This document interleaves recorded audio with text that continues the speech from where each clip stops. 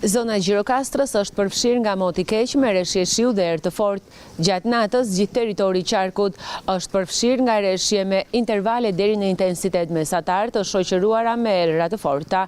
Moti keq ka vazhduar edhe mëngjesin e ditës së sotme. Sipas strukturave të emergjencave civile, nuk ka patur problematika në infrastrukturën rrugore, por për shkak të erës së fortë është dëmtuar rrjeti i shpërndarjes me energji elektrike në njësinë administrative që ndër Bashkia Tepelen, duke krijuar probleme për furnizimin me energji të banorëve.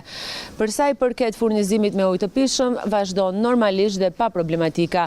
Probleme me energjinë elektrike me përjashtim të njësisë administrative qendër në Bashkinë Tepelen, pjesa tjetër e qarkut është furnizuar normalisht. Nuk kemi pas ndërprerje, to të shkaktuara për shkak të erës fortë që friu ditën e djeshme dhe natën.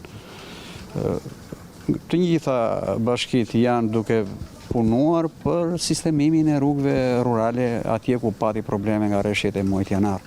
Ndërsa nga ana e instancave përkatëse po bëhet me dije se po vjen puna në terren për rehabilitimin e problematikave të shkaktuara nga rreshjet intensive gjatë muajit që lan pas.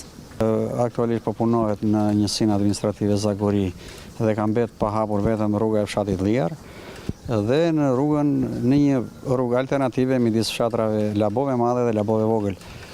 Po punohet nga Bashkia Gjirokastër, është kërkuar dhe ndihmë nga forcat e armatosura për mbështetje me mjete të rënda, për shkak të volumit të madh punimeve dhe paqëndrueshmërisë dherave.